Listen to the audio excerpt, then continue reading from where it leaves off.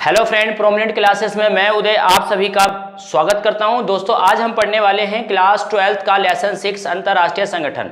दोस्तों आज हम इस वीडियो में बात करने वाले हैं कि आखिर अंतर्राष्ट्रीय संगठन है क्या, इसकी आवश्यकता क्यों पड़ी, और साथ ही साथ हम इसकी भी बात करेंगे कि आखिर इसका हेडक्वार्टर कहाँ पर है, और यूएनओ से रिलेटेड कुछ महत्वपूर्ण बातों पर आज हम चर्चा करने वाले हैं दोस्तों। ठीक है, तो आइए टाइम ना वेस्ट करते हुए आज की क्लास शुरू करते हैं। दोस्तों जैसा कि आप सभी को पता होगा, जो हमारा फर्स्ट वर्ल्ड वार हुआ था, फर्स्ट वर्ल्ड वार वो 1940 टू 1918 के बीच हुआ। दोस्तों 1914 से लेकर 1918 के बीच क्या हुआ दोस्तों? विश्व युद्ध हुआ। क्या हुआ दोस्तों? विश्व युद्ध हुआ। दोस्तों हम जैसा कि हम सभी जानते हैं दोस्तों, विश्व युद्ध में क्या होता है कि ना ही एक कंट्री प्रभावित नहीं होती, बल्कि इसके अंतर्गत सारी कंट्रियां आपस में एक दूसरे से कनेक्टेड होती हैं और सभी पर इस युद्ध का प्रभाव पड़ता है दोस्तों। इसी वजह से इसको विश्व युद्ध बोला गया। दोस्तों जब विश्व युद्ध हुआ तो इसके अंतर्गत आने वाली जितनी भी कंट्रियां थी, जो भी कंट्रियां थी, इस युद्ध की मार झेल चुकी थी। तो इन्होंने क्या करा, इन्होंने निर्णय लिया कि हम इन युद्धों को रोकने के लिए एक ऐसा संगठन का निर्माण करते हैं जिससे क्या होगा, भविष्य में इस प्रकार के युद्ध नहीं होंगे। तो हुआ ऐसा दोस्तों, फर्स्ट वर्ल्ड वॉर के बाद युद्धों को रोकने के लिए एक ऐसा संगठन बना, लीग ऑफ नेशन। क्या बना फ्रेंड? लीग ऑफ नेशन बना। ठीक है, क्या बना friend? League of nation. League of nation, ये लीग ऑफ नेशन क्या है दोस्तों? ये लीग ऑफ नेशन क्या था? ये लीग ऑफ नेशन जो आपका बना, इसका उद्देश्य यही था कि विश्व स्तर पे होने वाले इस प्रकार के जो युद्ध हैं उसको रोका जा सके। दोस्तों हुआ क्या, जब लीग ऑफ नेशन बना, इसमें जो कंट्रियां थी जो शामिल हुई, उन कंट्रियों का आप ये समझिए, वो कंट्रियों ने लीग ऑफ नेशन को इतना ज़्यादा महत्व नहीं दिया, और परिणाम स्वरूप होता क्या है, सेकेंड वर्ल्ड वार, विश्व स्तर पर सेकेंड वर्ल्ड वार होता है, विश्व युद्ध होता है, यानी सेकेंड वर्ल्ड वार हो जाता है फ्रेंड। सेकेंड वर्ल्ड वार होता है फ्रेंड किसके बाद? लीग ऑफ नेशन एक संगठन बना, परंतु इसका महत्व जो इनके अंदर कंट्रियां थी उन्होंने नहीं दिया। परिणाम स्वरूप हुआ क्या, सेकेंड वर्ल्ड वार हो गया। सेकेंड वर्ल्ड जो आपका हुआ 1939 से 1945 तक आपका चला। दोस्तों 1939 से 1945 तक चला। इसके अंतर्गत कई सारी ऐसी कंट्रियां थी जिसने सेकेंड वर्ल्ड वार को अंजाम दिया, जिसके अंदर आप कह सकते हैं इटली, जापान और जर्मनी जैसी कंट्रियां इसमें शामिल थी। फ्रेंड मैं आपको बता दूं कि ये तीनों ही देश कह सकते हो, जर्मनी, इटली, जापान, तीनों ही देश एक दूसरे से काफी दूर दूर हैं, परंतु क्या हुआ, इन तीनों के ही दिमाग में, तीनों ही कंट्रियों के दिमाग में क्या हुआ, साम्राज्यवाद का जो बीज था इनके माइंड में बोया, और पूरी कंट्री में अपने पूरे विश्व में अपना अधिकार जमाने के लिए ही निकल पड़े। होता क्या, परिणाम स्वरूप सेकेंड वर्ल्ड वार घटित होता है। दोस्तों जब सेकेंड वर्ल्ड वार हुआ फिनिश, उसके बाद आप सभी को पता होगा हुआ क्या, अमेरिका ने, जब युद्ध की समाप्ति कुछ इस प्रकार से हुई कि अमेरिका ने क्या करा, 2 बम लिटिल मैन और फैट बॉय जर्मनी के ऊपर, जापान के ऊपर गिराए, यानी कि लिटिल मैन और फैट बॉय जो था 2 बम जापान के ऊपर गिराए, और इस प्रकार से कुछ युद्ध का अंत हुआ। दोस्तों हम बात करते हैं, जब सेकेंड वर्ल्ड वार फिनिश हुआ तो उसके बाद हुआ क्या दोस्तों, एक अन्य संगठन बना जिसका नाम था यूएनओ। क्या बना फ्रेंड? यूएनओ। ये क्या था दोस्तों? अब आ गया, अब ये जो यूएनओ है, आखिर इसकी आवश्यकता क्यों पड़ी, इसकी जो हमें नीड है वो आखिर इसकी आवश्यकता हमें क्यों पड़ी? दोस्तों इसकी नीड हमें इसलिए पड़ी क्योंकि इस तरह के जो विश्व स्तर पे होने वाले जो युद्ध है उनको रोका जा सके। क्या करा जा सके दोस्तों? रोका जा सके। हम कह सकते हैं यूएनओ की जो स्थापना की गई वो इसलिए की गई थी ताकि विश्व स्तर पे होने वाले जो युद्ध हैं, एक कंट्री से तो दूसरी कंट्री के साथ जो युद्ध होते हैं, उन युद्धों को रोका जा सके। विश्व स्तर पे जो मानवाधिकार का हनन होने वाली जो कंट्री हैं उनको अधिकार दिलाया जा सके, और तथा सतत विकास के लिए हमने क्या करा, यूएनओ की स्थापना करी। दोस्तों मैं आपको बता दूं, यूएनओ के अंतर्गत इसका जो कंट्री है वो कितनी आती है? यूएनओ के अंतर्गत इस टाइम वर्तमान में 193 कंट्री है दोस्तों। कितनी है? 193। कितनी दोस्तों? 193। चलिए एक थोड़ा सा ये तो वर्तमान की बात कर ली, परंतु हम थोड़ी सी बात कर लेते हैं इससे पहले कि आखिर जो यूएनओ जो बना। ठीक है फ्रेंड, जब यूएनओ बना तो आप ये कह सकते हैं कि यूएनओ जब बना था, स्टार्टिंग में जब इसकी स्टार्टिंग हुई, शुरुआत, तो उस टाइम इसके अंतर्गत सैन फ्रांसिस्को, क्या friend? San Francisco San Francisco में कुल 50 प्रतिनिधियों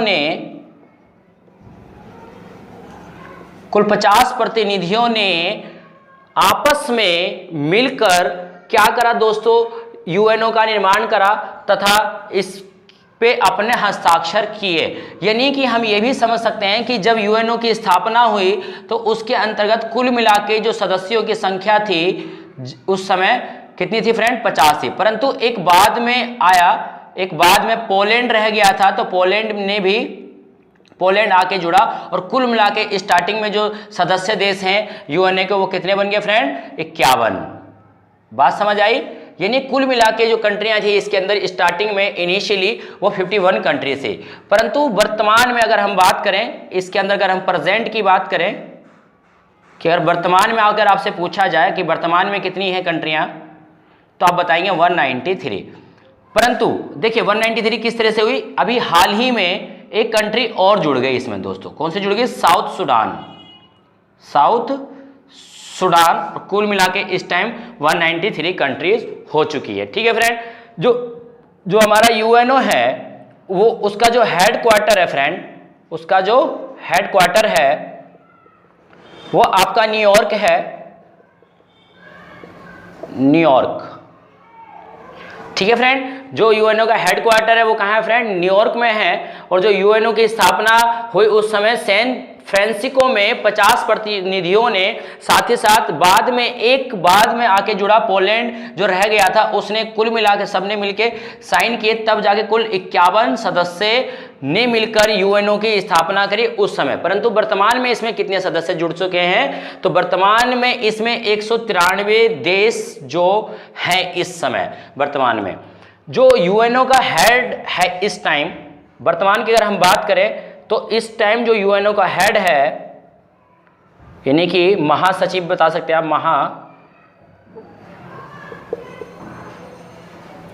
यूएनओ का जो महासचिव है फ्रेंड वो है आपका एंटोनियो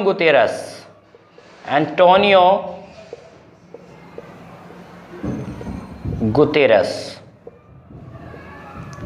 ठीक है फ्रेंड, इसका जो एंटोनियो गुतेरेस कौन है, ये महासचिव है फ्रेंड। कौन है ये, महासचिव है किसका, यूएनओ का। ठीक है, पहला जो इसका था वो त्रिनवेली था, यूएनओ का जो पहला महासचिव था त्रिनवेली था, और इससे पहले वाला जो था बान की मून था। ठीक है फ्रेंड, तो आपको ये सब नाम जो है याद रखने पड़ेंगे, एग्जाम में कहीं से भी आपसे पूछे जा सकते हैं।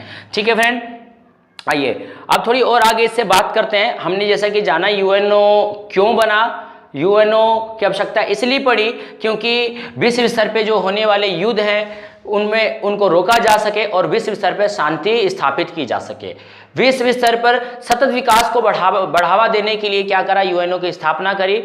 विश्व स्तर पर जो पर्यावरण संकट उत्पन्न हो रहे हैं उनको रोकने के लिए, मानवाधिकारों की रक्षा करने के लिए हमने क्या करा दोस्तों, यूएनओ की स्थापना करी। आइए आगे बात करते हैं यूएनओ का। ठीक है फ्रेंड,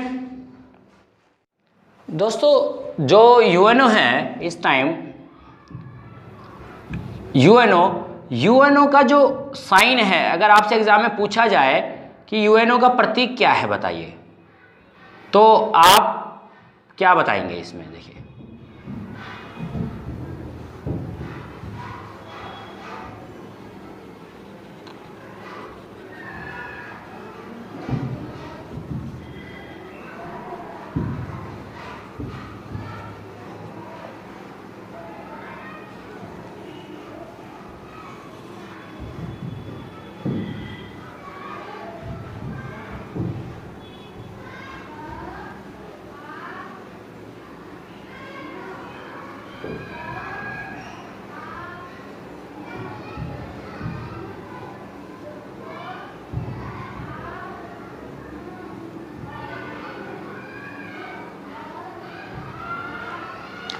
दोस्तों ये जो है ये विश्व का मैप है, विश्व है हमारा ये।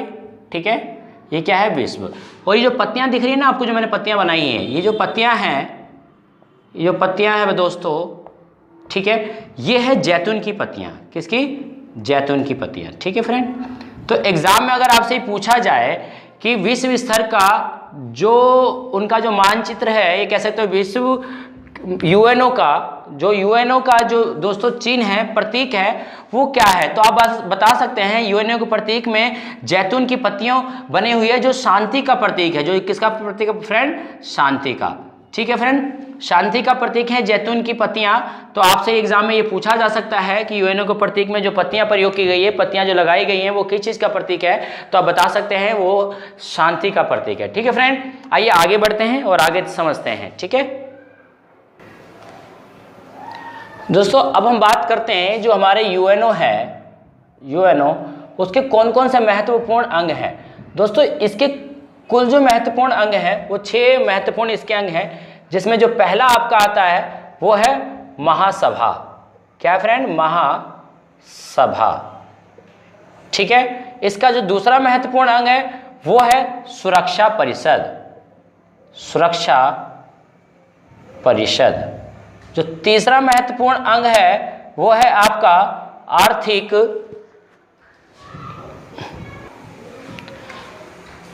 सामाजिक आर्थिक परिषद। ठीक है फ्रेंड, सामाजिक आर्थिक परिषद। जो इसका चौथा महत्वपूर्ण अंग है वो है न्यायालय। ठीक है, अंतर्राष्ट्रीय न्यायालय। अंतर्राष्ट्रीय न्यायालय। ठीक है गाइस, अगला जो इसका महत्वपूर्ण अंग है वो है आपका न्याय परिषद। न्याय परिषद। ठीक है, और इसका जो लास्ट और जो महत्वपूर्ण इंपॉर्टेंट अंग है वो है आपका सचिवालय। ठीक है फ्रेंड, तो ये हमारे पहले नंबर का महासभा का जो है अंग है। ये दूसरा, ये तीसरा, ये चौथा, पांचवा और ये छठा। दोस्तों ये यूएनओ के महत्वपूर्ण अंग हैं, जो कितने हैं? कुल मिला के 6 महत्वपूर्ण इसके अंग हैं। तो अगर आपसे पूछा जाए कि यूएनओ का यानी कि यूएन का, जिसको हम बोलते हैं संयुक्त राष्ट्र संघ। ठीक है फ्रेंड, जो यूएनओ का नाम है पूरा आप बता सकते हैं संयुक्त राष्ट्र संघ। ठीक है फ्रेंड, जिसमें कुल मिला के कितनी कंट्री हैं दोस्तों? 193, जो मैं आपको पहले बता चुका हूं। ठीक है फ्रेंड, अगर आपसे पूछा जाए यूएनओ के कुल कितने महत्वपूर्ण अंग हैं, तो आप बताएंगे यूएनओ को कुल 6 महत्वपूर्ण अंग हैं। कितने अंग हैं दोस्तों? 6 इसके अंग हैं जो क्या करते हैं? यूएनओ के अंतर्गत कार्य करते हैं दोस्तों, जिसमें से सबसे पहला और महत्वपूर्ण अंग है वो है हमारा महासभा। दोस्तों सबसे पहले मैं आपको बता दूं, महासभा के अंतर्गत जो सदस्यों की संख्या है वो उतनी ही है जितनी यूएनओ में, अर्थात 193 है इस यूएनओ का सदस्य संख्या। तो महासभा की जो सदस्यों की संख्या दोस्तों वो भी 193 ही है। ठीक है फ्रेंड, समझ आया आपको? दोस्तों जो इसका कार्य है महासभा का जो कार्य है वो ये है कि नीति का निर्माण करना तथा किसी भी मुद्दे पर, जो भी मुद्दा महासभा में आता है, यूएनओ में आता है, उस मुद्दे पे वाद विवाद करना तथा नीति का निर्माण करना, जो महासभा इसका कार्य करती है। ठीक है फ्रेंड, और इसके अंतर्गत आने वाले ये महासभा उन सभी चीजों पे भी अपनी नजरें टिकाए रखती हैं कि कौन सी कंट्री कितना अंशदान कर रही है। उन सभी कार्यों को कौन करती है दोस्तों? महासभा कार्य करती है।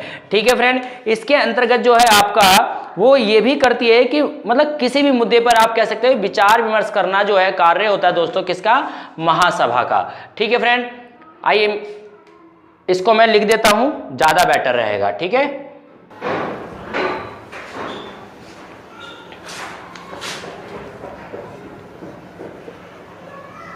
ये मैं इसके कार्य लिख देता हूं यहां पर। कार्य, इसका जो पहला कार्य आप कह सकते हैं वाद विवाद करना, मतलब मुद्दे पर वाद विवाद करना। ठीक है बच्चों,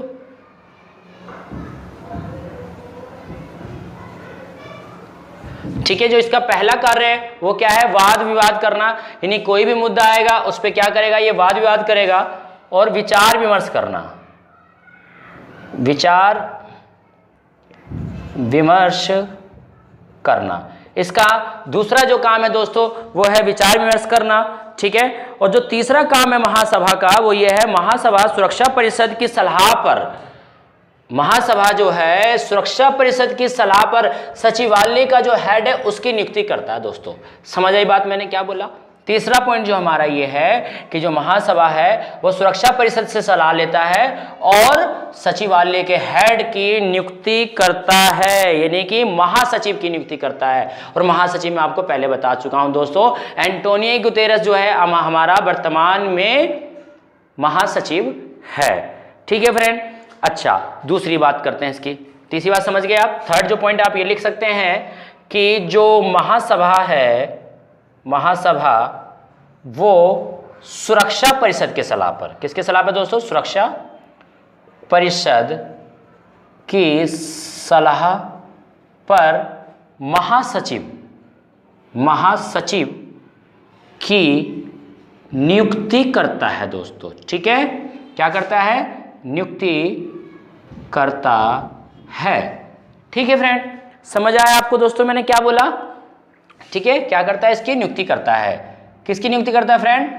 महासचिव की। ठीक है, महासचिव की। अच्छा, अब आगे बात करते हैं दोस्तों। इसका एक और इसकी शक्ति है दोस्तों, इसका एक और कार्य भी है। वो कार्य ये है कि यूएनओ के अंतर्गत यूएनओ की जो संख्या है, यूएनओ के जो सदस्यों की संख्या है, किसके दोस्तों? सदस्यों की संख्या वो क्या कर सकता है? महासभा वो उसको बढ़ा भी सकता है तथा घटा भी सकता है। समझ आया मैंने क्या बोला? यानी यूएनओ के पास एक और भी पावर है महासभा। यूएनओ के जो महासभा पहला जो इंपोर्टेंट अंग है उसके पास ये भी पावर है कि यूएनओ के सदस्यों की संख्या बढ़ाना तथा घटाना वो इसके हाथ में ही है। और ये क्या करता है? यूएनओ के जितने भी पार्ट हैं, जितने भी बाकी 5 अंग इसके रह रहे हैं, उन सभी में ये भाग लेता है, कह सकते हो। यानी कि जब भी चुनाव होता है किसी में, चाहे सुरक्षा परिषद का हो, चाहे सामाजिक आर्थिक परिषद के अंतर्गत आने वाले सदस्यों का हो, चाहे अंतर्राष्ट्रीय न्यायालय में, न्याय परिषद या सचिवालय में, कोई भी में किसी प्रकार का कोई भी सम्मेलन या किसी प्रकार का मीटिंग होती है तो उसमें महासभा के सभी सदस्य उसमें क्या करते हैं दोस्तों? भाग लेते हैं। यानी महासभा यूएनओ के अन्य अंगों के चुनाव में, अन्य अंगों के चुनाव में भाग लेता है, पार्टिसिपेट करता है। ठीक है फ्रेंड, समझ आई बात? ये अगला जो इसका महत्वपूर्ण पॉइंट आप ये लिख सकते हैं, ये जो यूएनओ है वो इस बात का ध्यान रखता है कि कौन सी कंट्री समय पर नियमित रूप से अंशदान कर रही है और कौन सी कंट्री समय पर अंशदान नहीं कर रही है।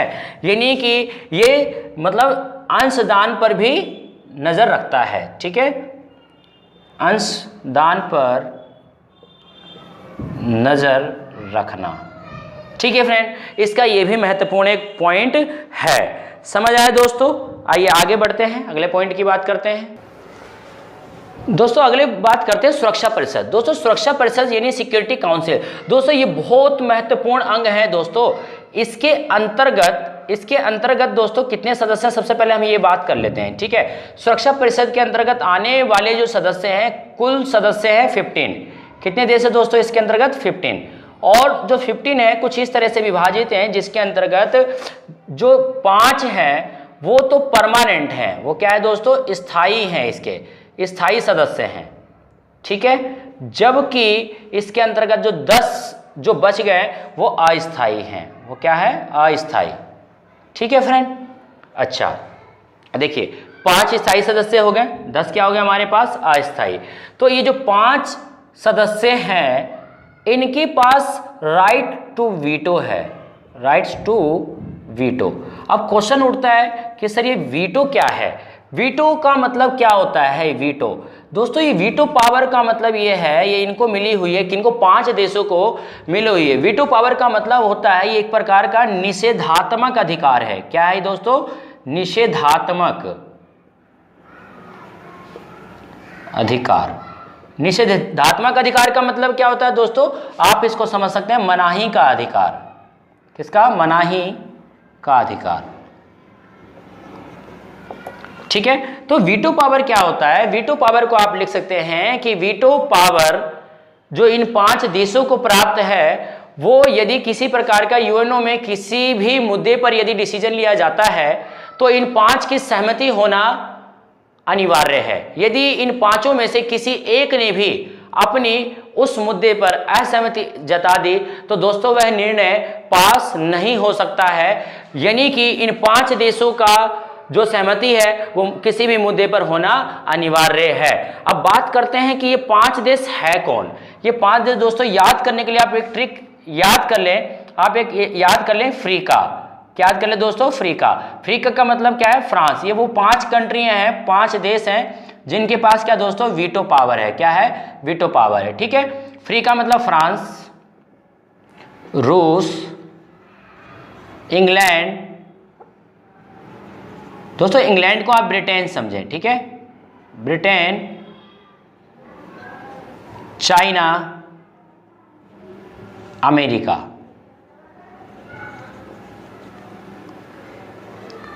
तो दोस्तों ये कुछ पावरफुल कंट्री है जिनके पास वीटो पावर है।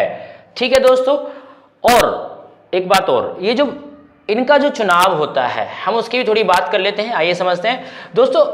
ऐसा नहीं है कि इनकी 5, ये भी आप समझिए, ऐसा नहीं खाली 5 की सहमति, ये भी तो 10 हैं, इनकी भी सहमति होनी चाहिए। तो 10 में से 9 की कंपलसरी अनिवार्य है। ठीक है फ्रेंड, यानी कि 9 सदस्य का अनिवार्य है किसी भी वोट, यानी किसी भी मतलब किसी भी नियम को बनाने के लिए क्या है, कुल मिलाकर इन 15 देशों की सहमति है, जिसके अंतर्गत 5 का तो होना अनिवार्य है और इनमें से 9 का अनिवार्य है, तब जाके कोई भी कानून पास हो सकता है यूएनओ में। ठीक है फ्रेंड, और इसके अंतर्गत आने वाले जितने भी सदस्य हैं, जैसे कि ये तो परमानेंट हो गए, तो ये जो बाकी 10 सदस्य हैं कितने वर्षों में रिटायर होंगे दोस्तों? ये जो रिटायर होने की इनकी जो प्रक्रिया है, आइए नेक्स्ट टॉपिक की बात करते हैं, नेक्स्ट पॉइंट की, जो अगला इसका महत्वपूर्ण अंग है जिसका नाम है सामाजिक आर्थिक परिषद। क्या है दोस्तों? सामाजिक आर्थिक परिषद।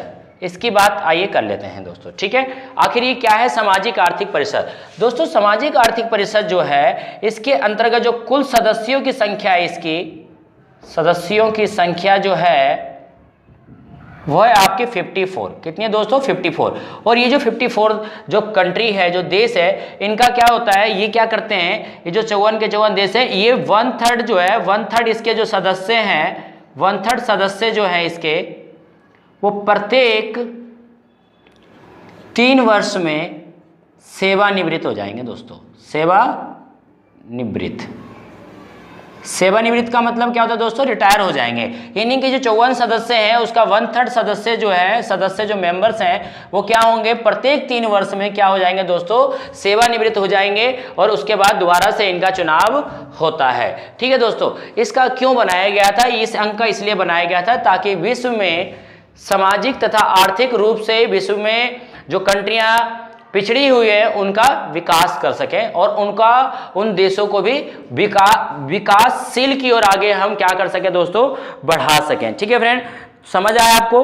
मैंने क्या बोला, सामाजिक आर्थिक परिषद जो है वो विश्व स्तर पर सामाजिक आर्थिक विकास को बढ़ावा देने के लिए बनाया गया था। ठीक है फ्रेंड, बढ़ावा देने के लिए बनाया गया था। जो विश्व में जो पिछड़े देश हैं, जो सामाजिक स्तर और आर्थिक स्तर पर पिछड़ गए, उनको बढ़ावा देने के लिए क्या बनाया गया था दोस्तों? एक महत्वपूर्ण अंग बना था सामाजिक आर्थिक परिषद। इसके अंतर्गत कौन कौन कुछ समितियां हैं जो आती हैं, उनकी भी बात हम कर लेते हैं दोस्तों। इसके अंतर्गत जो कार्यरत हैं, जो काम कर रही है, वो है आपका, वो जो इसके अंतर्गत काम कर रही है वो है आपका, सबसे पहला आप बोल सकते हैं, ठीक है, ILO, इंटरनेशनल लेबर ऑर्गेनाइजेशन, यानी कि अंतरराष्ट्रीय श्रम संगठन। ठीक है फ्रेंड, क्या मैंने बताया आपको? अंतरराष्ट्रीय श्रम। नेक्स्ट जो है आपका WTO, वर्ल्ड ट्रेड ऑर्गेनाइजेशन, यानी कि विश्व व्यापार संगठन। ठीक है फ्रेंड, विश्व व्यापार संगठन। इसके अंतर्गत अगला जो हमारा वर्ल्ड बैंक है, यानी कि विश्व बैंक। ठीक है फ्रेंड, इसके IMF भी इसी के अंतर्गत आता है, IMF। ठीक है, इसके अंतर्गत आपका यूनिसेफ आता है, जो क्या कर रही है दोस्तों, ये सभी के सभी जो है सामाजिक आर्थिक परिषद के अंतर्गत कार्य कर रही है। ठीक है फ्रेंड, इसके अंतर्गत दोस्तों आपका फूड एग्रीकल्चर ऑर्गेनाइजेशन भी आता है आपका। ठीक है, यानी कि जो आपका खाद्य क्या है दोस्तों, यानी कृषि एवं खाद्य भी इसी के अंतर्गत आता है। कृषि एवं खाद्य संगठन भी जो है इसी के अंतर्गत आते हैं। तो दोस्तों ये कुछ महत्वपूर्ण पार्ट्स हैं, समितियां हैं जो क्या कर रही है, विश्व स्तर पर काम कर रही है, किसमें, सामाजिक आर्थिक परिषद के अंतर्गत। ठीक है फ्रेंड, आई होप आपको समझ आया होगा। आगे जो हमारे पॉइंट्स रह गए हैं, अंतर्राष्ट्रीय न्यायालय, न्याय परिषद, सचिवालय, वो हम अगले वीडियो में बात करेंगे। ठीक है friend, thank you for watching this.